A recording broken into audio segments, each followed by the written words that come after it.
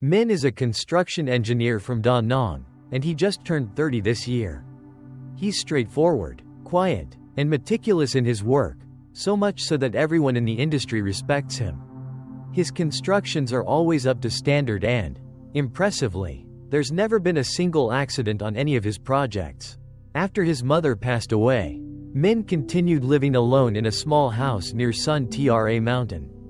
He lives a simple life, working by day, cooking and sleeping early at night, but no one knows about Minh's unusual habit, no matter how many projects he's offered. He never accepts anything involving the renovation or construction of ancestral tombs, family shrines, or land with temples or altars. That Friday afternoon, the sky was overcast with heavy gray clouds even though the rainy season hadn't arrived yet. Minh was reviewing his project log when his phone rang. The voice on the other end was raspy and somewhat cautious. "Is this Minh? I'm Thuong. I have a piece of land near the foot of Hai Van Mountain, and I'd like your help designing an ancestral house. Can we meet?" Minh scratched his head, hesitating. I'm sorry, but I don't usually take on those kinds of projects. I've only worked on residential houses." "I understand, but I've done my research. Everyone recommended you. I just need a simple design. Something aligned correctly and according to feng shui. I'll cover all construction costs. All I ask is that you sign on as the chief engineer." Minh paused for a few seconds, then replied calmly, "Okay, please give me a few days to think about it." After hanging up, he sat still for a long time, his eyes fixed on the window where the bougainvillea petals were quietly falling. A strange, sharp feeling tugged at his chest, like someone was whispering in his ear, "You shouldn't go." That night, while wiping down the kitchen, Minh heard a cat crying outside the porch. The cries were urgent and drawn out, like the animal was terrified of something. He opened the door and stepped out. The yellow light spilled across the brick-paved yard, but there was no cat in sight. Only a trail of small, wet, muddy footprints stretched across the yard, leading straight to the old well, the one his mother had warned him about since childhood. "No matter what happens, never go near it." Minh stared in that direction, his chest suddenly heavy. The voice from earlier echoed again in his head. A piece of land near the foot of Hai Van Mountain. That night, Minh dreamed of his mother. She was standing in their old kitchen, holding a bundle of wet incense sticks, her back turned to him. He stepped forward, about to call out, when she turned around. Her face was ghostly pale, her eyes completely white, and her voice was rough, as if filled with sand. "If you go, you won't come back." Minh jolted awake, drenched in sweat. Outside, the rain had just begun to fall. The next morning, the sky was still gloomy. Even though the rain had stopped during the night, Minh made himself a hot cup of coffee and stood by the door, staring out at the water-soaked courtyard. His gaze froze when he saw that the muddy footprints from the night before were still there, deep and intact, leading all the way to the well. Strangely, the rain had been heavy enough to wash everything away, and yet, Minh shivered. He stepped back inside and picked up his phone to call the number from the day before. "Hello, this is Minh. Can we meet up to discuss the project in more detail?" The man on the other end seemed like he had been expecting the call. "Perfect. This afternoon, come to Lao Grass Hill. Just follow the trail behind the old cemetery. You'll see a small house with a brown tiled roof and an old fig tree by the gate. I'll be waiting." Minh responded quickly and hung up. An odd feeling lingered in his chest, but he told himself he was probably just overthinking. After all, in construction, it's not unusual to work on land that has graves or spiritual ties. But still, this time it was an ancestral house, near a cemetery, and right as the Hungry Ghost Festival, the 15th night of the 7th lunar month, was approaching. Around 4 p.m., Minh arrived. He stopped his motorbike in front of a small house nestled quietly on a hillside thick with knee-high Lao grass. The house was old, its wooden walls weathered gray with time, its tiled roof uneven, and the bamboo gate creaked in the wind. Standing out front was a tall, thin man in gray clothing, with deep, unblinking eyes. It was Thuong. "You're here. Come in and have some tea. I've been waiting since noon." Minh stepped inside, Glancing around the silent room, the faint scent of incense lingered in the air. On the central table sat an old black and white photo of a stern-looking man in his 50s. Dressed in traditional attire, below the photo, carved faintly into the frame, were the words, "Ancestor of the Wa family, Wa Van Kin, died in 1938. That's my great-grandfather," Thuong said. "The original ancestral house burned down in '75. Now I want to rebuild it properly. The land is still intact, and his grave is right behind the house. Strange things have been happening lately, so it's time to set things right." Minh sat down, trying to keep his tone calm. "I see. Do you want to rebuild it in the old style? Or design something new? Exactly like before, but it has to face the original direction, no mistakes. Here's the original plan, passed down in the family." Thuong handed him a sheet of aged paper, hand-drawn, with a round red seal in the corner. Minh took it and scanned it quickly, until his eyes stopped on a faint line of writing in faded ink. "Do not build when there is thunder, and never erect the main pillar on the night of the 15th of the 7th lunar month." Minh pointed at the line. "What's this note about?" Thuong was silent. After a moment, he replied in a quieter voice. "It's an old taboo, but times are different now. We'll just follow the auspicious date the master picks." "And why exactly avoid that particular night?" Thuong stared at Minh for a long time before answering softly. "Because that's the night when yin energy is strongest. If we get it wrong, it's the living who suffer, not the dead. They won't accept it." Minh sat still. A gust of wind slipped through the cracks in the door, carrying with it the faint sound of whispers, as if someone were murmuring right beside his ear. An intense sense of unease suddenly welled up in his chest. A gut feeling that this would not end well. The next day, Minh drove back up to the property to survey the site. The plot of land lay behind Thuong's house. It sloped slightly, overgrown with wild grass. At the very center was the ancestral grave of the Wa family, an old stone tomb covered in moss. The headstone was so worn that only faint traces of the carvings remained. Minh stopped and bent down to take a closer look. Across the surface of the headstone was a long scratch, as if someone had deliberately gouged it with a sharp object. Around the tomb, no grass grew, only dry, cracked earth, like no one had set foot there in a very long time. Thuong walked out behind him and pointed. "We'll leave the tomb in place. The ancestral house should be built 3 meters away, with the main door facing south. On the left side, we'll place the sky altar, on the right, a stone incense burner. Make sure not to touch the grave, especially after dark." Minh took notes and nodded, though something still didn't sit right with him. Normally, when building a family shrine, the owners would invite a feng shui master or a spiritual consultant. But Thuong had said none of that was necessary, just follow the old layout. On the way back, Minh stopped by a small roadside cafe at the base of the hill and asked the woman behind the counter. "Auntie, may I ask, has anyone been living in that house up there for long?" The woman was wiping a glass, but her hand froze mid-motion. "Huh? You know someone from that house?" "Yes. I took a job rebuilding the ancestral hall. I met a man named Thuong." She slowly shook her head. "That house has been abandoned for over a decade. No one lives there." Minh was taken aback. "There's no one named Thuong?"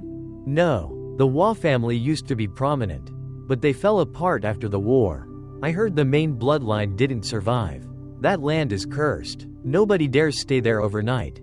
Minh's throat went dry. He pulled out his phone and dialed Thuong's number. The call wouldn't go through. He tried again. "The number you have dialed does not exist." His heart pounded. Minh turned his bike around and headed straight back up the hill. The brown tiled house stood there in silence. Its doors shut tight. He knocked. No answer. The air was completely still. Not a soul in sight. He circled around the house and gently pushed the wooden door. It creaked open. It wasn't even locked. Inside, the furniture was still there, but everything was coated in a thick layer of dust. The photo of the ancestor that had once sat on the center table was gone. No incense. No scent of sandalwood. No trace of human presence. Minh stood frozen, as if he had just stepped into a place that didn't belong to this world.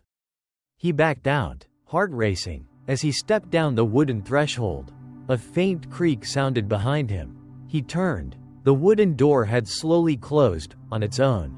In the distance, the wind began to howl.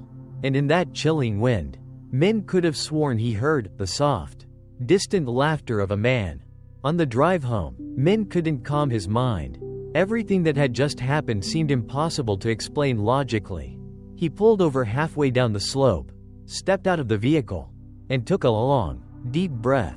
The forest wind howled through the pine trees.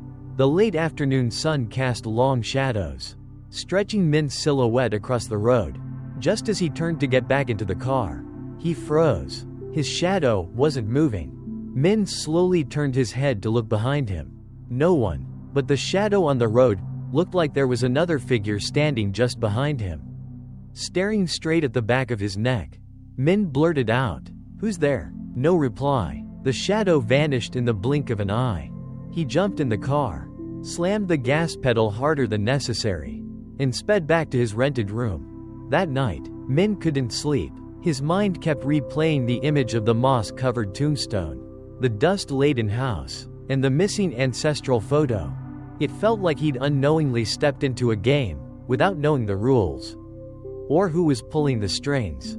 Around 3 a.m., Min jolted awake at the sound of knocking. 3 knocks. Soft, rhythmic. He shot up in bed, heart pounding. Who knocks at this hour? He stepped outside and peered through the window slit. No one, but the knocking continued. Min glanced at the clock. Exactly 3:11 a.m. He opened the door, no one there. But, in the middle of the narrow walkway outside was a square folded red paper. Min bent down and picked it up. On the paper were 3 handwritten lines in black ink, slanted and eerie. Do not disturb ancestral land. Do not dig foundations before the 14th. Do not stay past sunset. Below the lines was a red seal, an ink-blurred 5-petal flower. Min froze. His hand trembled slightly. No sender, no return address, no name. But what made Min's blood run cold was the handwriting. It matched Thuong's voice exactly. The next morning, Min brought the paper to Thuong. As soon as he glanced at it, his face turned pale. Who gave this to you? I don't know. Someone knocked at 3 a.m. when I went out. It was lying at the doorstep. Thuong snatched the paper, tore it in half, and stuffed it into his pocket. You can't keep this with you. But, did you recognize the handwriting? Min nodded. I guessed, it sounds just like yours. Thuong stood frozen for a moment, then muttered, Yeah, because I wrote it 10 years ago. Min stared at him. What? Thuong sat down heavily, his face grim. I wrote those lines by hand when I was still a laborer. I was helping fix up Mr. Then's old house back then. Weird stuff happened, shadowy dreams, sleep paralysis, laughter from beneath the floor. I got so scared, I wrote that note to calm myself. After I wrote it, I burned it. If you're seeing it now, it means they haven't left. Min clenched his fists. So the land really is disturbed? Thuong didn't answer. He turned his gaze to the yard. Eyes distant. You know, ancestral land isn't something just anyone can build on. What should be worshipped? Preserve it. What should be forgotten? Let it go. But once you disturb the dragon vein, even if your house collapses, you're the one who must endure. Min stood in silence for a long time. The wind from the forest edge started to pick up.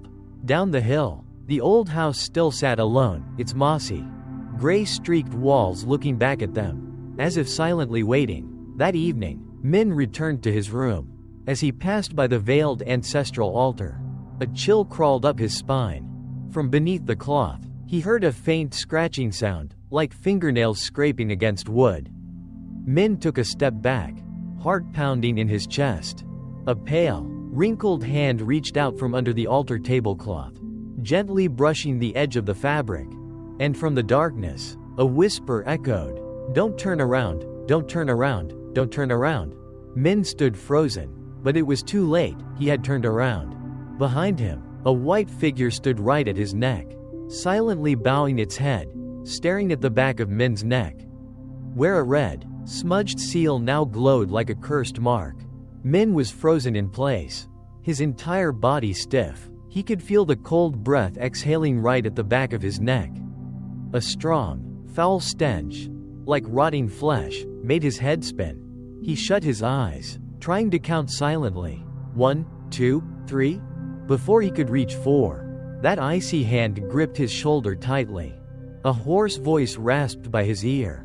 This house must not be built. Min recoiled backward, slamming hard into the ancestral altar.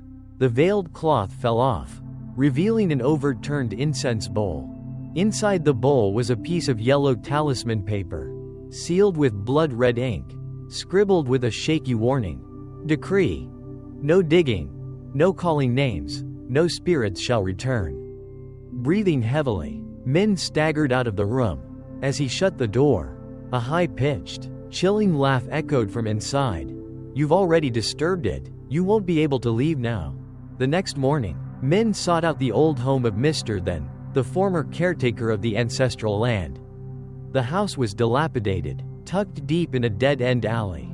An elderly woman sat on the front porch. Seeing Min, she gave a slight nod. You looking for old man then? He's been dead a long time. No one even dared attend his funeral. Min frowned. Why didn't anyone go? The woman took a drag of her cigarette, eyes distant, because when he died, they found his body hanging upside down from the ancestral altar. His mouth was stuffed with ash. His eyes bulged, bloodshot, staring straight toward the edge of the forest. Min felt his throat tighten. The woman continued. Back then, he forbade his sons from rebuilding the ancestral house. He wanted everything kept exactly the way it was. But when he passed, his youngest son didn't listen. The moment they dug barely a hand's depth into the soil, his daughter fell from the roof, her head cracked open like a dried coconut. Before they could even shut her coffin, her older brother fell into the well and died. So, is there something wrong with that land? The old woman slowly shook her head and whispered. That place is cursed. What kind of curse? She traced a circle in the air, then pointed down at the ground. Someone was buried alive there, and that soul will never let anyone disturb their grave. If the earth trembles and you don't stop, it'll drag you down too. Min stood silently. He reached into his pocket and pulled out the blood-marked paper. Handing it to the woman, she barely glanced at it before her hands trembled. Quickly, she shoved it back to him. This belonged to the one who placed the seal on that house. It was meant to keep the spirits away. But now that you're holding it, it means the seal no longer works. No longer? What do you mean? The woman let out a trembling sigh, her voice on the verge of tears. It means the door is open. That night, Min had a dream. In it, he stood on the half-built land. All around him were grave mounds, skulls, and ashes. Beneath his feet, a human hand rose from the ground, slowly gripping his shoe, pulling him downward. A familiar voice rang out. It was his father's. Stop, son, don't go any further. Not everyone is blessed enough to rebuild ancestral grounds. Min tried to scream, but no sound came out. Beside him stood a white figure in mourning clothes, face hidden behind a black funeral veil. It stared at Min with hollow eyes, blood dripping steadily onto the freshly dug earth. It whispered, You signed your name. You've already married me. Min jolted awake, drenched in sweat. His shirt clung to his back. The clock read exactly 3 a.m. outside. The howls of dogs echoed, sharp and bone-chilling. He leapt from bed and rushed down to the living room. The ancestral house blueprint was still lying on the table. But strangely, the spot where Min had signed his name was now smudged, smeared into the shape of a bloody handprint. Hands trembling, Min grabbed his phone and called Mr. Hao, the feng shui master who had once warned him not to rebuild the shrine. After a few rings, the groggy, raspy voice of Mr. Hao answered. Min, what's going on? Min lowered his voice, almost pleading. Master, I signed the papers. I didn't know. What do I do now? There was a pause. Then Mr. Hao asked, Since then, have you been hearing voices at night? Calling your name? Min's heart skipped. Why yes, it calls me. Says I married her. Mr. Hao exhaled slowly. Then it's too late. What do you mean? In your family line, there was once a girl who was buried alive. Her crime was breaking off an arranged marriage. Back then, the villagers called her the 10th daughter in mourning red. Since then, no one has dared disturb the ancestral land. Minh stammered. But why me? I didn't even know. I didn't mean to summon her. Mr. Howe replied softly. Anyone who disturbs the soil has already wed her. Only one in each generation bears it. But I didn't dig, it was the construction crew. But you signed the blueprint. Minh stood frozen, his hand lowered to the document on the table. In the bottom corner, where it once read, Project Owner, Nguyen Minh, the text was now stained with blood. Only 2 words remained legible. Minh, Ghost Groom. That morning, Minh went to Lin Pha Pagoda, where the elderly monk who once sealed the cursed land now lived. The monk was blind, reclusive, and no longer preached to the public.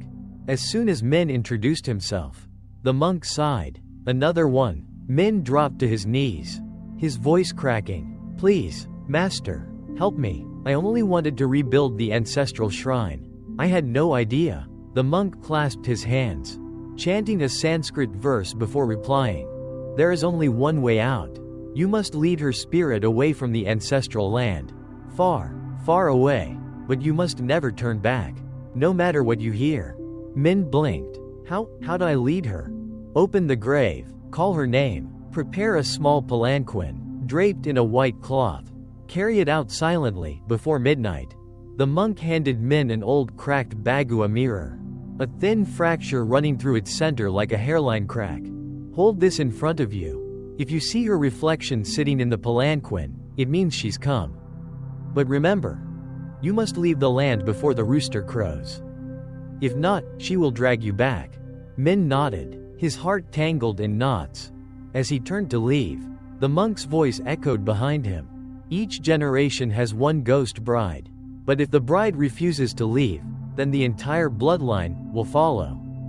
That afternoon, Minh returned alone to the ancestral land. He told no one. He brought no one. The wind suddenly picked up, whipping dust and sand across his face.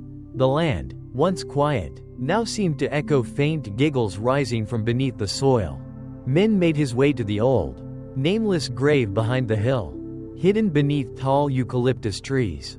There was no name, no date, just a cold slab of stone covered in moss. He held the bagua mirror in both hands and gently placed it before the grave, whispering, "If your soul still lingers in sorrow, please follow me. I promise to take you somewhere peaceful." The wind died. The air turned completely still.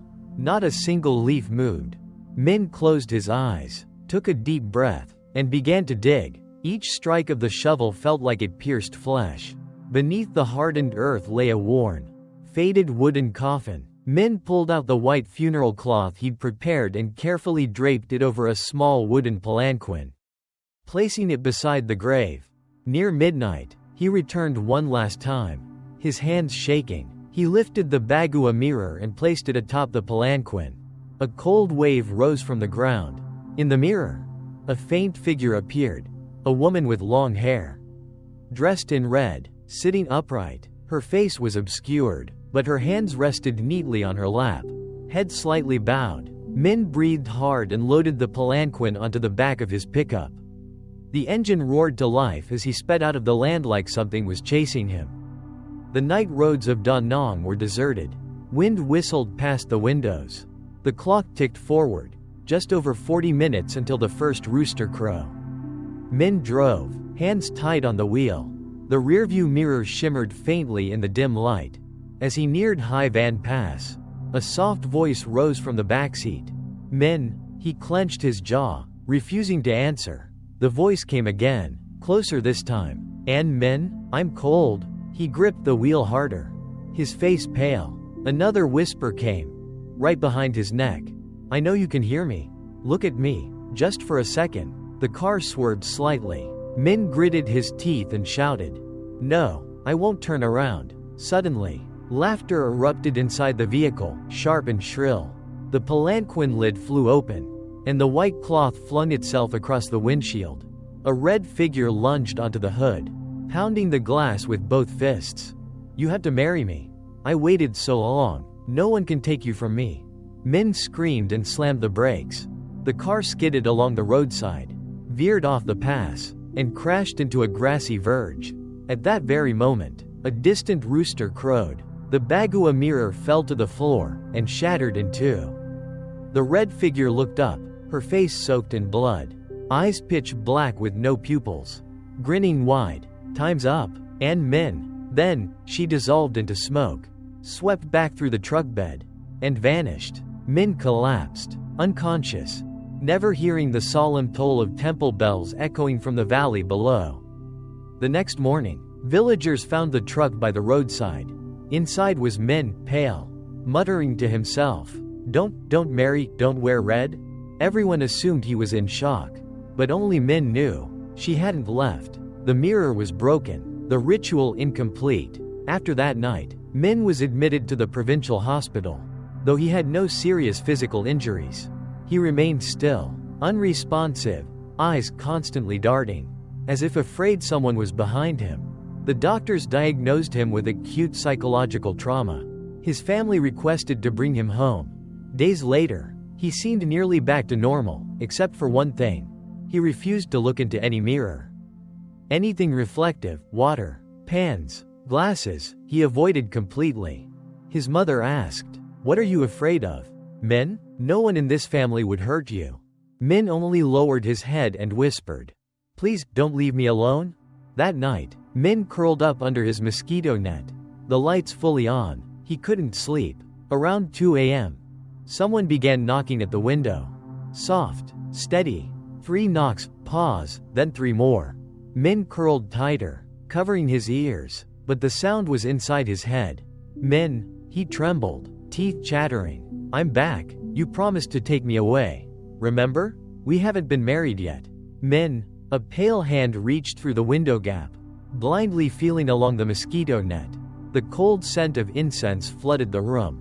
Min bolted upright, slapped the wall, and screamed, "Go away. I never promised anything. I didn't marry you." Laughter echoed once more, long, icy, like wind through a cemetery. The curtain flung itself open. On the ceiling, a red-robed woman hovered, face hidden by hair, head twisted to one side like her neck had snapped, floating directly above Min. He froze, eyes rolling back. A soft voice whispered, "You don't have to marry me. But if we die together, we'll be married down there." The room went completely dark. At dawn, they found Min lifeless in bed, still clutching the old funeral cloth. On his chest was a cold, visible handprint, frozen into his skin. No one could explain why his heart stopped exactly at 3:03 a.m., the ghost hour. According to folk belief, the funeral was held quietly. No one dared speak of that final night. But from that day on, the newly rebuilt ancestral house was left abandoned.